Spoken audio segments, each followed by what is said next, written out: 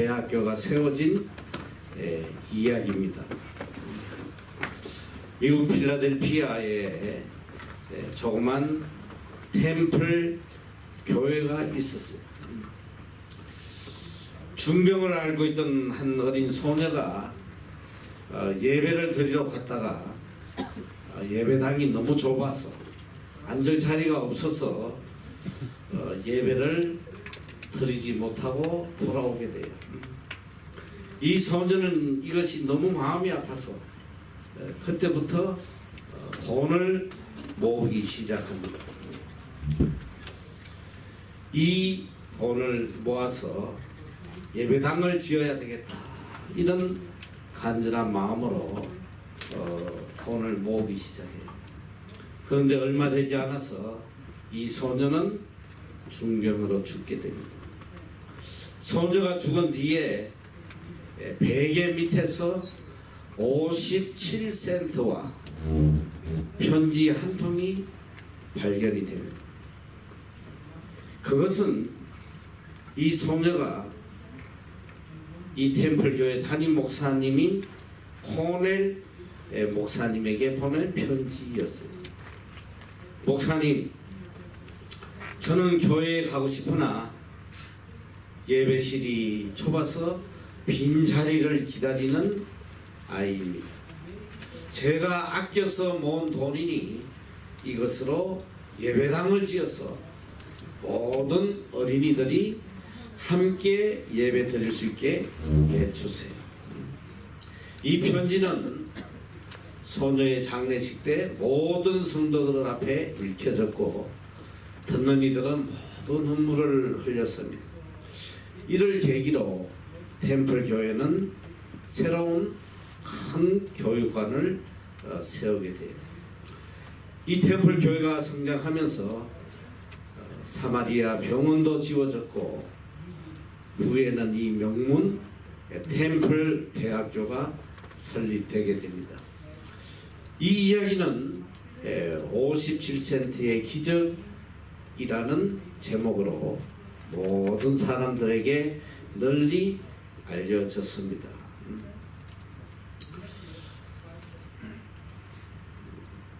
오늘 여러분들은 하나님 앞에 헌금을 드렸습니다.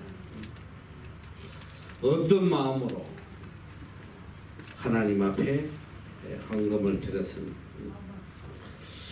하나님께 헌금을 드리면서 깊은 감격과 감사와 기쁨이 있었습니까? 오늘 많은 그리스도인들이 하나님께 헌금을 드리지만은 진실된 마음으로 깊은 감사의 마음으로 드리는 사람 그렇게 많지 않은 것 같아요. 그저 예배의 한 순서니까 형식적으로 또 남의 눈을 의식해서 혹은 자기를 드러내기 위해서 또 어떤 하나님으로부터 보상을 바라고 헌금을 드리는 그런 사람들이 많습니다. 정성이 없고 진실이 없고 사랑이 없는 헌금, 이 헌금은 아무리 큰 액수일지라도 이건 하나님이 기뻐하시는 헌금이 아니에요. 오늘 우리가 이 하나님 앞에 올바른 헌금관을 가지지 못하면 절대로 온전한 그리스도인이 될 수 없어요. 아무리 하나님에게 회개를 해도 이 물질에 대해서 하나님 앞에 바로되지 못하면 이 사람은 진정 회개한 사람이 아닙니다.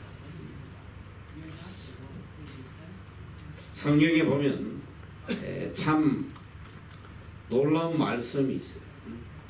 말라기 3장 7절에서 8절까지 말씀인데 참 놀라운 말씀이에요. 한번 다 같이 한번 크게 한번 시작. 만군의 여호와 하나님 너희가 이르기를 우리가 어떻게 하여야 너희가 감히 어찌 하나님의 것을 도둑지 않겠느냐. 그러나 너희는 나의 것을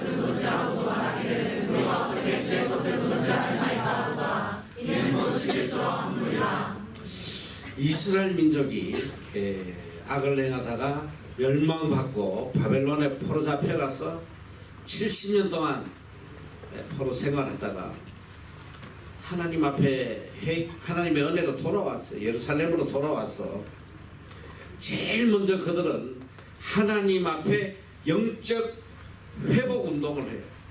어떻게 하면 이제 다시 우리가 하나님을 떠나지 않고 바로 섬길 수 있나.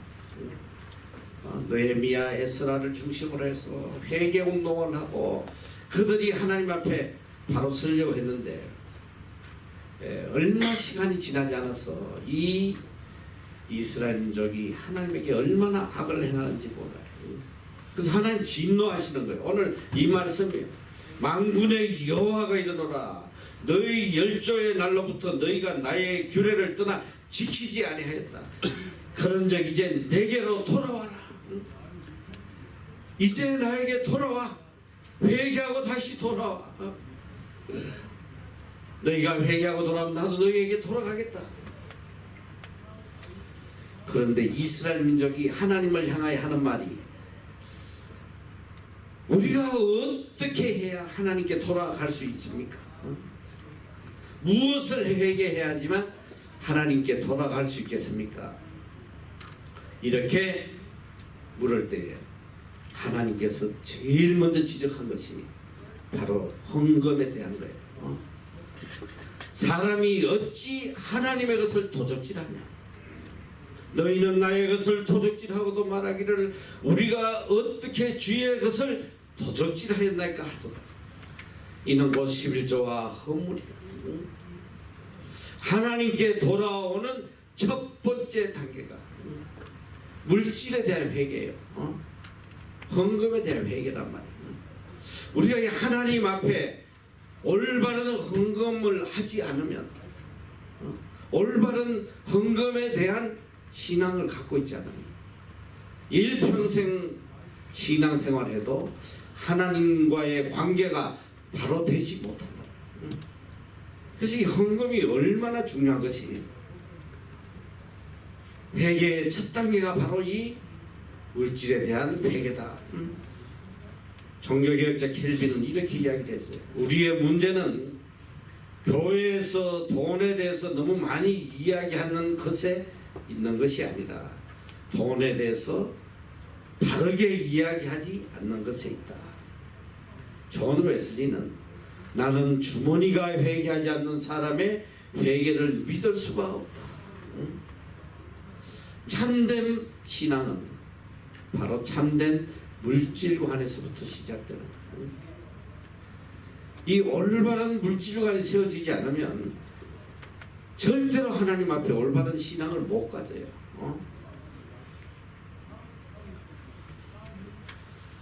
진정한 그리스도인은 먼저 하나님의 것을 하나님께 드릴 수 있는 이런 믿음의 사람이어야 돼요. 환경을 초월하여 언제나 하나님의 것을 기쁨으로 하나님께 드릴 수 있는 사람. 도대체 헌금이란 무엇인가? 헌금. 왜 하나님께서 헌금을 하라고 하셨을까? 여기 조그만 생각이 있는 사람이면 그런 질문을 한 번쯤은 해봤을 것 같아요. Why? 왜 하나님께서 우리에게 헌금을 하라고 하실까? 하나님이 서시는 것도 아닌데. 하나님은 천지를 지으신 능력의 하나님이신데 그것까지 우리가 바치는 이 몇 푼 안 되는 이 헌금이 뭐가 필요해서 이렇게 우리에게 헌금을 하라고 하실까? 여러분 헌금 하나님이 서십니까? 하나님 서시지 않아요. 그런데 왜 하나님이 헌금을 하라고 하시냐? 헌금은 하나님을 향한 우리의 사랑의 표시예요. 하나님을 향한 감사의 표시다. 하나님을 향한 내 믿음의 표시예요. 오늘 우리가 이 헌금에 대해서 올바른 지식을 가지지 않으면 우리는 하나님이 내려주실 그 복을 받을 수가 없습니다. 왜 하나님께서 헌금을 하라고 하셨을까? 하나님은 물질을 보시는 게 아니고 헌금의 많고 적음 하나도 중요하지 않아. 헌금은 하나님을 향한 우리의 사랑과 정성과 감사를 그저 물질로 표현하는 것뿐이에요. 돈의 액수가 중요한 것이 아니에요.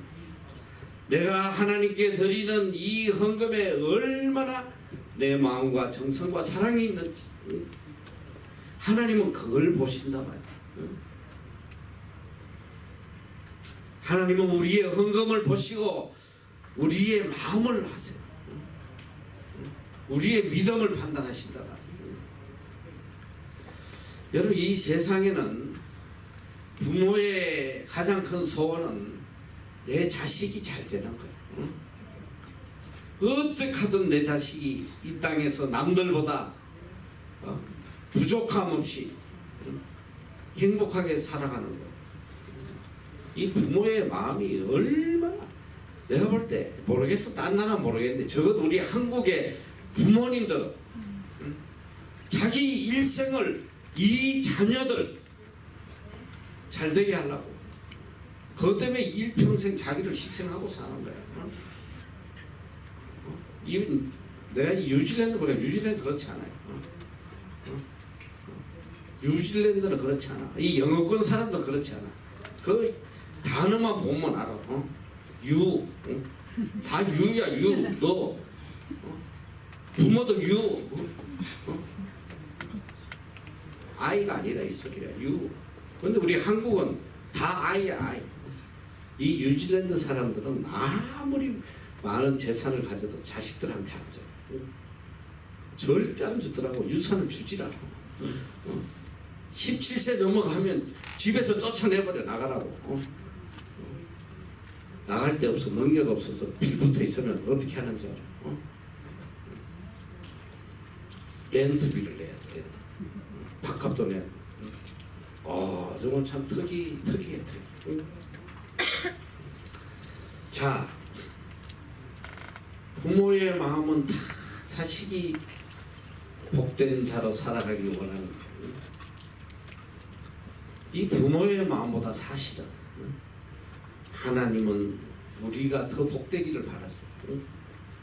우리가 복되기를 바라는 것보다도 하나님이 우리가 복된 자로 살기를 더 원하시고 바라신다. 이 물질적인 면에 있어서도 얼마나 하나님께서 부어주시고 싶겠어. 하나님의 자녀가 선한 일을 하면서 어려운 자 돕고 베풀고 하면서 하나님의 이름을 높여드리고 하나님께 영광을 올려드리고 하면 하나님 보실 때 얼마나 기쁘겠어. 정말 그렇게 해주고 싶은데 안 해주시. 해줄 수가 없으니까 이 돈을 맡길 수가 없어요. 물질의 축복을 줄 수 없단 말이에요. 그릇이 돼야 돼. 자격이 돼야 될 거야. 오늘도 하나님께서 우리에게 참 복을 내려주시기를 원하세요. 그걸 어떻게 판단하시냐? 헌금을 보고 판단하시는 헌금. 얼마나 물질보다 나를 더 사랑하고 얼마나 내가 베푼 은혜에 대해서 감사하고 감격하고 이 은혜에 조금이라도 갚아보려고 그걸 무엇으로 표현하느냐? 이 하나님의 은혜에 대한 이 감사를 뭘로 표현하느냐? 이걸 헌금으로 표현하네. 헌금으로. 헌금에 많고 적음이 아니라 얼마나 하나님 은혜에 대해서 감사하느냐. 그걸 물질로 표현하는 방법이 헌금이에요. 여러분 세상 사람 사이에도 그래. 내가 정말 누구에게 은혜를 입고 이 사람에게 너무너무 은혜를 갖고 싶은데 갚을 길이 없어. 뭘로 표현하느냐? 선물로 표현하는 선물로. 선물로. 그러니까 내가 은혜 입은 사람에게는 이 선물을 하나 장만할 때도 너무 힘든 거예요. 이분이 도대체 무엇을 좋아할까? 어떻게 갚아야지 이분의 마음을 조금이라도 기쁘게 해드릴까?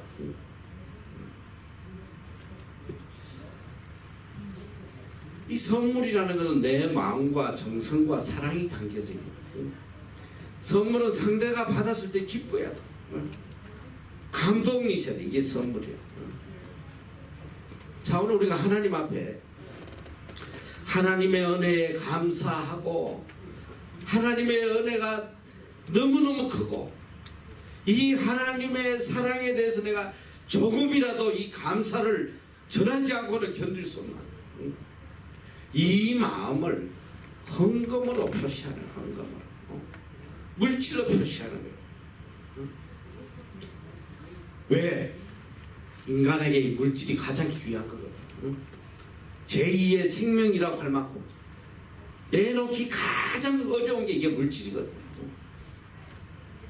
이 물질에다 내 사랑, 정성, 헌신을 담아서 하나님께 바쳐드리는 거예요. 그래서 성경에도 마태복음 6장 21절에 보면 내 보물 있는 그곳에는 내 마음도 있느니라. 내 보물이 뭐야? 물질이기 때문에 그 물질 속에 내 마음이 있단 말이야. 오늘 우리가 하나님의 은혜를 잊고 산다고 깨닫는다면 반드시 하나님 앞에 감사하는 행위가 있어야 돼요. 헌금은 바로 하나님의 크신 은혜에 대한 감사의 표시예요. 내가 하나님으로부터 모든 것을 얻어 살고 있고 오로지 하나님의 은혜로 살아가고 있다는 것을 고백하는 행위가 바로 헌금이란 말이에요.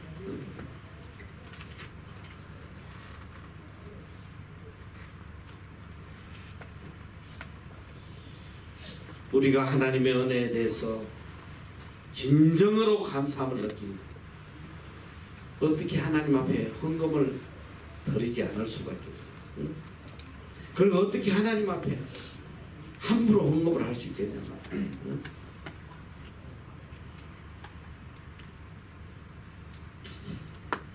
정말 은혜 입은 사람에게는 이 은혜를 갚지 않으면 이것이 나에게 고통이야, 고통. 내가 뭔가 감사 표현을 해야 되는데 상대가 받아주지 않으면 이게 큰 고통이란 말이야. 오히려 선물을 하는 것이 나에게 큰 기쁨이고 감격이에요. 오늘 우리가 하나님 앞에 헌금을 드리지 않고는 안 드리면 목적이니까 사실 너무너무 불편해. 하나님 앞에 내가 감사를 해야지만 내 마음이 기쁘고 행복한 거예요.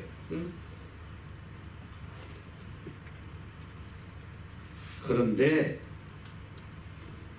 이 감사한 마음으로 감격으로 하나님께 헌금하는 사람이 그렇게 많지 않아요. 예배의 한 부분이니까 형식적으로.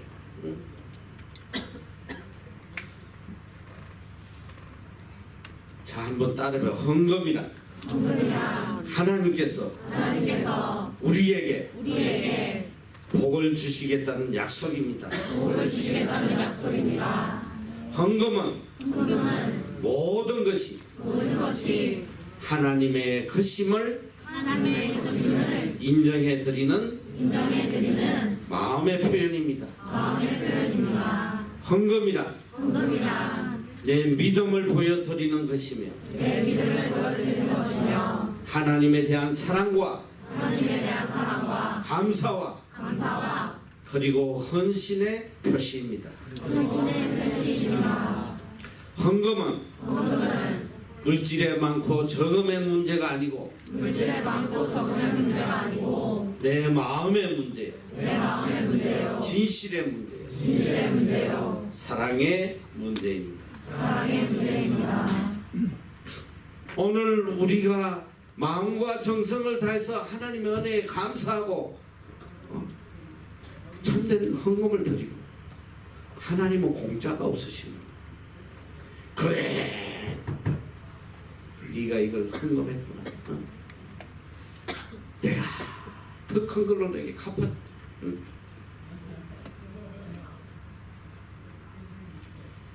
하나님이 우리가 아무리 큰 헌금을 한다고 한들 하나님 보실 때 그게 무슨 가치가 있겠어? 내가 이 성경을 이렇게 읽다 보면 정말 하나님도 센스티브 하시고 굉장히 센스티브 하시더라. 조그만 거에 막 너무너무 감동하시는 이분이 하나님이죠. 나는 평생 살아오면서 내가 체험을 해서 살아요. 조그만 거 하나님 앞에 감사함으로 바치면 막 절제를 못하시 하나님이 절제. 제가 뭐 내 개인적인 이야기라 좀 하긴 뭐 하지만 결혼을 하고 사실은 뭐 내가 대학교 2학년 때 결혼을 하면서 거지로 왔어. 그래가지고 뭐 월세방에서 참 어렵게 시작을 했다가 나중에는 있을 데가 없어서 우리 처가댁에 할머니 집에 창고로서는 이 벼담이 방이 있었어. 거기서 잠깐 기거할 때인데 세상에 우리 교회에서 건축 헌금을 하다 건축을 해야 됩니다. 건축을 이렇게 정성 들여서 이 작정을 하고 하는데 뭐 돈이 없으니까 그래도 우리가 하나님 성전을 짓는데 좀 헌금을 해야지. 그런 간절함이 있어서 작정을 했어요. 얼마를 했냐면 그 당시 그때 50만 원은 내가 한전 다닐 때 월급이 30만 원, 28만 원이었어요. 2달치 월급을 작정을 했어요. 작정 날짜가 돼서 헌금을 해야 되는데 가진 게 있어야지. 아무것도 없어요. 그 하는 수 없이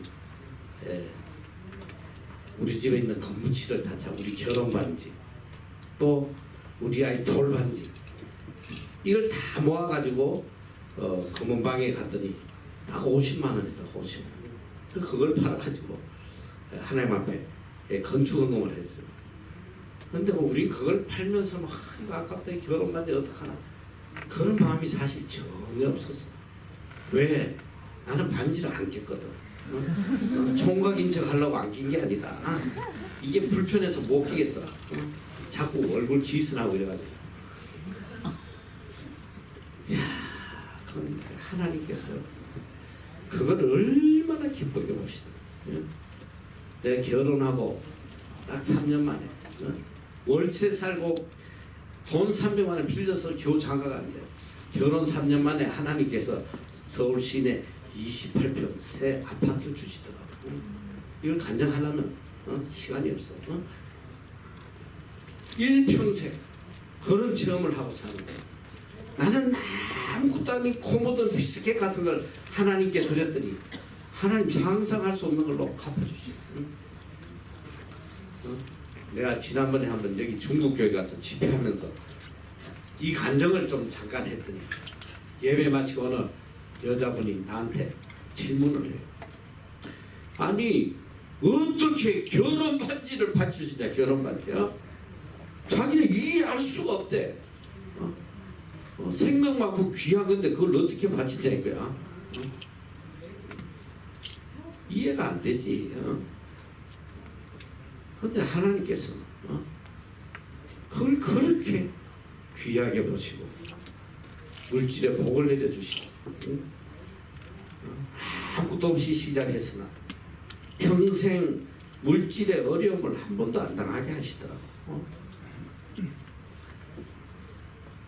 하나님께서는 반드시 갚아주세요. 하나님은 그냥 넘어가시는 법이 없어. 오늘 여기 본문에 보면 두 사람의 모습이 있어요. 한 사람은 부자인데 많은 돈을 헌금을 해요. 또 한 사람은 가난한 과부예요. 둘의 돈을 넣어요. 이 세상적인 눈으로 보면 많은 돈을 한 사람이 칭찬받아 마땅하지만 이 주님이 보실 때는 이 둘의 돈 헌금한 과부를 훨씬 더 귀하게 여기시고 칭찬하세요. 이 둘의 돈이 얼마냐? 하루 품삯의 50분의 1. 이거 가지고 한 끼의 식사도 할 수 없는 하찮은 돈이. 그런데 놀라운 건 뭐냐? 주님은 이 둘의 돈의 헌금을 보시고 너무너무 감격해 하시네. 그런데 놀라운 게 뭐냐? 4절에 보니까 저들은 그 풍족한 중에서 헌금을 넣거니와 이 과부는 그 구차한 중에서 자기의 있는 바 생활비 전부를 넣었다.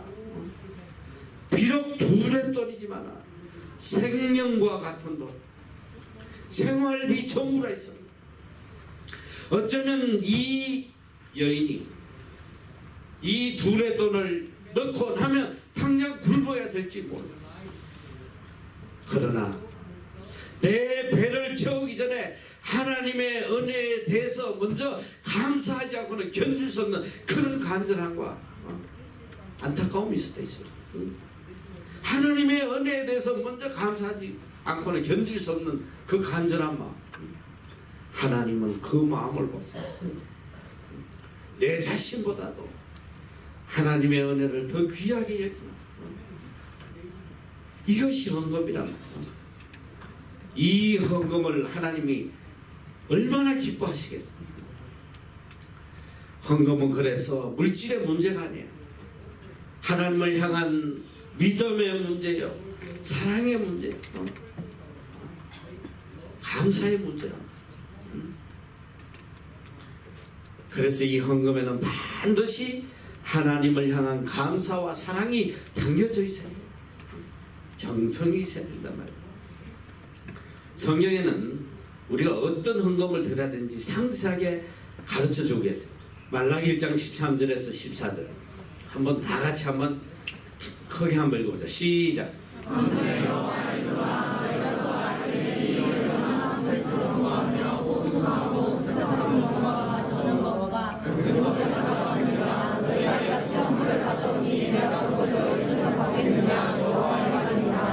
하나님 앞에 헌물을 가져오면서 이거 얼마나 귀찮은 일이야. 호성하고 토식한 물건, 이 사기치고, 그리고 저는 거, 험있고 병든 거, 쓸데없는 시대거든. 이걸 갖다가 하나님 앞에 헌물을 가져올 때 하나님 진나세요. 여러분, 하나님 앞에 드리는 거 내 삶의 가장 귀한 부분을 드려야 되는 거예요. 깨끗하고 거룩한 부분, 가장 귀한 거, 만군의 왕이신 하나님께 이런 거짓된 헌금을 한다는 이거 하나님 모독하는 거예요. 하나님 무시하는 거예요. 이런 거짓된 헌금, 정성이 없는 헌금으로 인해서 저주받는다는 걸 알아야 돼요.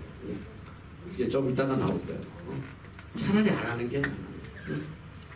하나님을 거짓 취급하고 서다나면 찌끄레기 동양하듯이 이런 인간들이 거의 대부분이라 이 소리야. 하나님은 두려운 분이야. 두려운 분. 만왕의 왕이셔. 얼마나 두려운 마음으로 하나님 앞에 드려야 되는 거야. 일주일 내내 준비하고. 난 참 우리 어머니 앞에 감사한 것이 우리는 어릴 때 그런 교육을 너무 철저히 받아. 비록 찢어지게 가난하지만 우리 어머니는 항상 일주일 전에 돈을, 그때 뭐 돈 1원 5원 너무너무 하찮은 돈에 우리가 너무 가난하니까 근데 그 돈을 하나님 앞에 헌금할 때 일주일 내내 새 돈을 찾아요. 새 돈을. 찢어진 거 이런 거 하나님 앞에 바치면 안 된다. 그 못 구하면 은행 가서 받고 와요. 새 돈. 하나님 앞에 깨끗한 거 드려야 된다. 응? 이런 소리 하면 누가 야 페르시스 바리새인 이런 소리 할 줄 몰라. 절대 그렇지 않아. 하나님을 존귀 여기는 그 마음 이게 얼마나 중요한지 몰라요. 옷도 그래. 옷 한 벌밖에 없었나 주일날은 꼭 가기 전에 빨아서 데려서 하나님 앞에 깨끗한 모습으로 가야 된다. 이게 외식이 아니라 이 소리야. 하나님을 존귀 여기고 하나님을 귀하게 여기는 마음이 그 속에 있는 거예요. 자, 이런 헌금을 할 때 하나님이 어떻게 하시는지 14절 한번 보자. 14절 시작.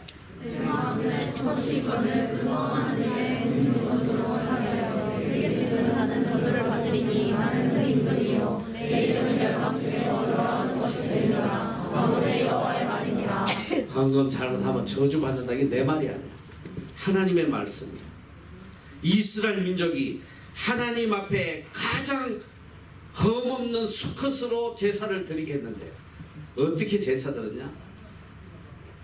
깨끗하고 건강한 건 다 팔아쳐먹고 병들고 쩔룩거리고 상품 가치도 쓸모없는 이걸 하나님 앞에 가져와 가지고 제물이라고 드릴 때에 하나님이 진노하세요. 너희가 저주를 받을 것이다. 저주. 나는 큰 임금이여 내 이름은 열방 중에 두려워하는 것이 됨이니라. 말라기 2장 2절에서 3절. 정말 충격적 말씀이 한번 읽어봐. 시작. 아무의 영혼을 너희가 만들지 아니하며 마음을 아니라 너희 군사를 구출할 것이요 또 공공으로 너희들이 생긴 돌을 너희에게 바를 것이다. 너희가 그 마음을 지하여 너희를 말한다. 하나님이 얼마나 진노하시며 정성이 없는 이런 시래기 같은 걸 하나님 앞에 헌금 제물이라 가져올 때 하나님이 얼마나 진노하시냐면 이렇게 거룩하고 이렇게 존귀하신 분이 이런 말씀을 하셔. 아니 정말 너무 충격이야. 보라 내가 너희 종자를 견책할 것이요 똥 곧 너희 절기의 희생의 똥을 너희 얼굴에 바를 것이다. 너희가 그것과 함께 제하여 버림을 당한다. 하나님 앞에 제단에 바치겠다고 제물을 가져왔는데 흠 있는 그 쓸모없는 제물을 가져왔을 때 하나님께서 그 제물의 똥을 갖다가 너희 얼굴에 쳐발라버려. 그리고 그 똥과 함께 다 없애버리겠다.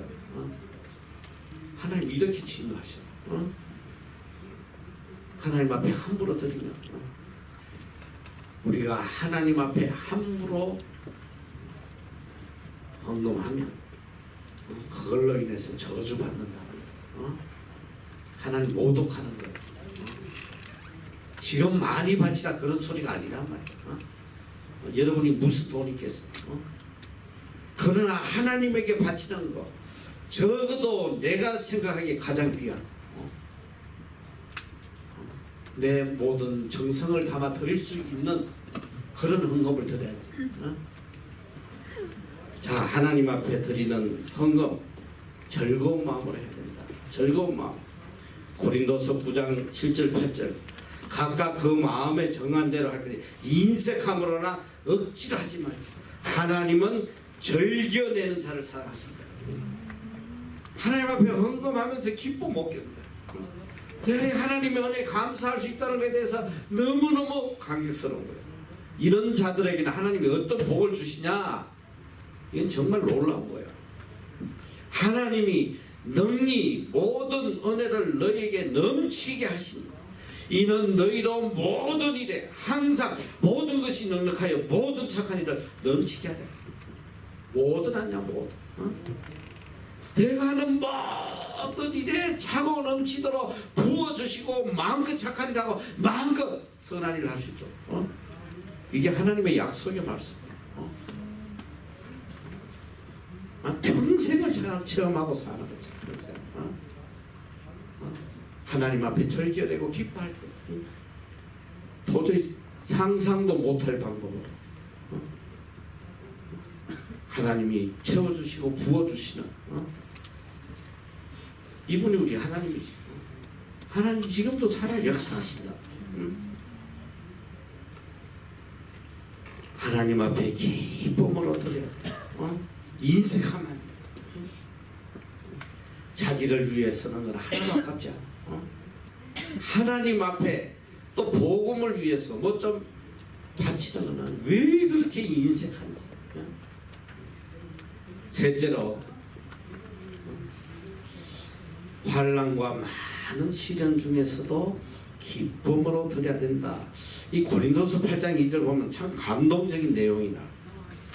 환난의 많은 시련 가운데서 저희 넘치는 기쁨과 극한 가난이 저희로 풍성한 연보를 넘치도록 하게 했다. 이게 무슨 내용이냐면 예루살렘에 흉년이 들어서 성도들이 굶어 죽어갈 때에 바울이 이제 고린도 교회, 마게도냐 교회 이쪽으로 다니면서 헌금을 하게 해요. 그래서 우리 형제들을 좀 도와주자. 그런데 이 마게도냐 교회가 정말 많은 시련 가운데 고통받고 있고 또 거기는 극빈자들이 사는 곳이에요. 가난해도 그냥 가난한 게 아니야.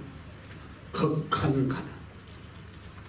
말로 할 수 없는 그런 극한 가난, 자기도 먹을 게 없어서 헐벗는 그런 가난 속에서도 풍성한 연보를 넘치도록 해. 넘치도록 있다고 하는 게 아니야. 극한 가난 속에서 기쁨으로 차고 넘치도록 드리는 하나님께서 이런 연보를 얼마나 기쁘게 받으시고 복을 주시겠어요. 있어서 하는 게 아니야. 내 먹을 거 안 먹고 내 입을 거 아니고 쪼개고 내 자신보다 먼저 하나님을 사랑하고 내 자신보다 하나님의 은혜를 더 귀하게 여기고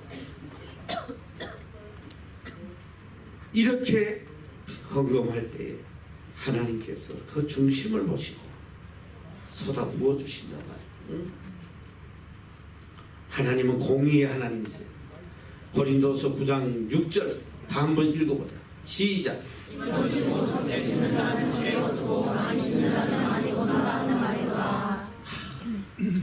이 진리의 말씀 이대로 이루어지는 거야. 이대로 이루어지는 거야. 그래 이 땅에서 내가 물기관에서 이야기했지만 이 땅에서 물질에 자유할 수 있는 하나님의 약속의 말씀이 여기 있잖아. 일평생 물질의 어려움이 없이 살아갈 수 있는 적게 심으면 적게 거둘까 평생 어렵게 살 것이고 많이 심으면 많이 거두게 하시는 거예요. 공의 하나님 부린 대로 거둔다. 정말 얼마나 놀라운 말씀인지 모르고 돈의 금액이 중요한 게 아니고 얼마나 내 정성을 다해서 하나님 앞에 심느냐. 그게 중요한 거예요. 여러분 잘 알아야 돼요. 하나님은 공의의 하나님이죠.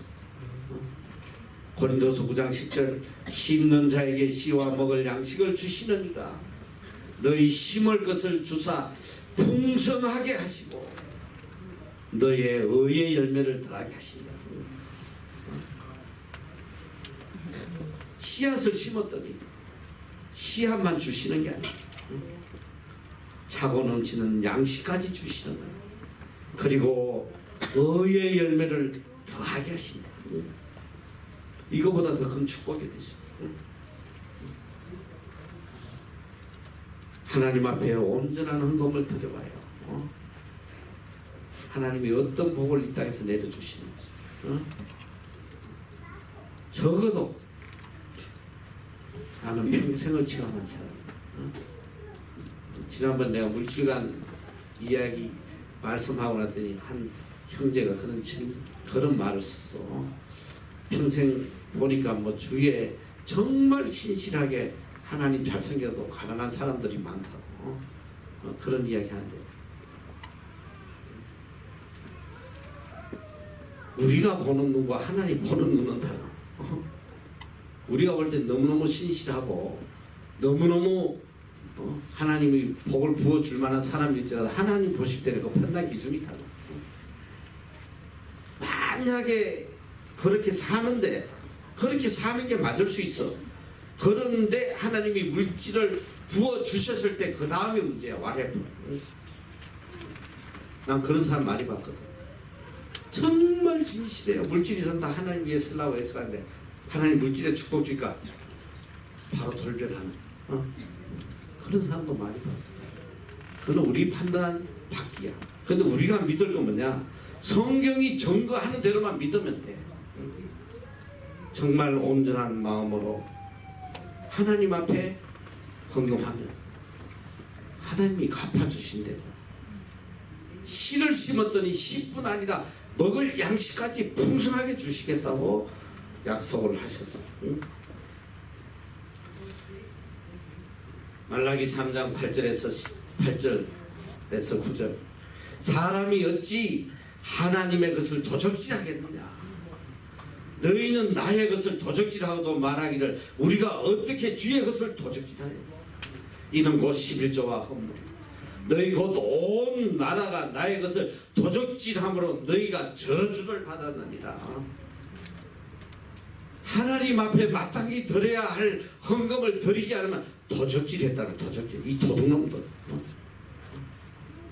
여러분 알아야 돼. 우리가 가진 모든 것은 우리 것이 하나도 없어. 다 하나님의 것이. 잠시 하나님의 뜻을 이루라고 맡겨주신 것뿐. 그러니까 일평생 신앙생활 하면서도 가난해서 그 가난의 고통에서 벗어나지 못하고 보니까 열심히 교회 다니고 신앙생활 하는 것 같은데 보니까 찢어지게 가난해서 그 고통에서 벗어나지 못해. 왜 그런지 알아? 하나님의 것 다 도적질하니까. 물질에 대해서 바로 서지 않으면 큰일 나는 거야. 내가 인류 대학 나오고 좋은 직장 다녀서 물질에 자유할 수 있는 게 아니라 이 소리야. 하나님이 복을 안 주시는데 어떻게 자유하겠어요? 오늘 성경의 신구약을 틀어서 수많은 곳에서 끝없이 하나님이 약속하고 계시잖아요. 지금도 얼마나 복 주시고 싶어서 못 견디시는 거예요. 11조는 하나님의 특별한 보너스야, 보너스. 이거는 초단기에 특급으로 부어주시려는 하나님의 축복. 말라기 3장 10절 만군의 여호와가 이르노니 너희 온전한 11조를 창고에 들여 나의 집에 양식 그것으로 나를 시험하여 내가 하늘 문을 열어서 사할 것이 없도록 붙지 아니하나 보라. 하나님의 신실하신 약속. 내 개인적으로 보니까 평생 온전한 11조 하는 사람 복받지 않은 사람을 내가 못 봤어. 하나님께서 물질에 자유할 수 있게 해주시네.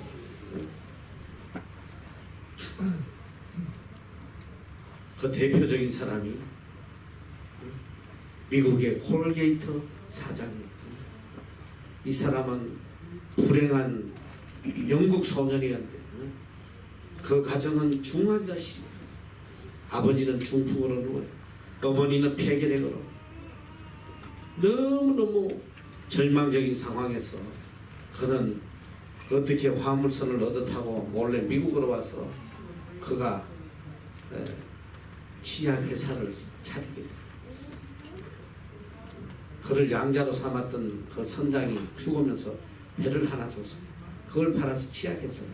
근데 그는 일생의 모토가 뭐냐? 일평생 나는 무조건 하나님에게 11조 한다. 11조. 돈 들어오면 오른쪽에 먼저 11조 떼어놓고 왼쪽 주머니에는 이익금을 가진다. 일평생 철저하게 11조 생활했는데 어느 정도 그 회사가 크느냐. 벌써 몇십 년 전에 그 회사에 11조 관리하는 직원이 30명이 넘었대. 30명. 세계적인 대굴지의 회사가 11조 띄어먹지 마라. 11조 띄어먹지 말란 말이야. 그건 하나님이 여러분을 특별히 사랑해서 주신 특별 축복의 길이라는 거야. 딱 띄어. 하나님 앞에 하나님의 것입니다. 하나님께 바치라. 그걸로 인해서 하늘의 축복의 문이 열리는 거야. 참 안타까운 건 이렇게 간절하게 가르쳐도 실천 안 하는 놈은 안 해요. 그건 뭐 어쩔 수 없는 거지. 그래도 이 말씀 듣고 야, 난 정말 저렇게 살아야겠다 하고 실천하면 기적이 일어나는 거예요. 하나님은 절대로 허튼 말 하시는 분이 아니에요. 반드시 하나님의 말씀은 그대로 이루어지는 거예요. 과거에는 몰라서 그랬을지라도 과거에는 누구도 이 헌금 설교를 안 해줬으니까 몰랐을지라도 그래도 복이 많았어. 여기 와서 이런 헌금 설교도 듣고 축복의 길이 열리잖아. 이젠 들었으니까 이 말씀을 가슴에 새기고 철저히 온전한 헌금을 하나님께 드립니다. 그런 삶을 살아봐요. 여러분 삶에 놀라운 하나님의 역사가 일어날 것입니다. 기도하겠습니다.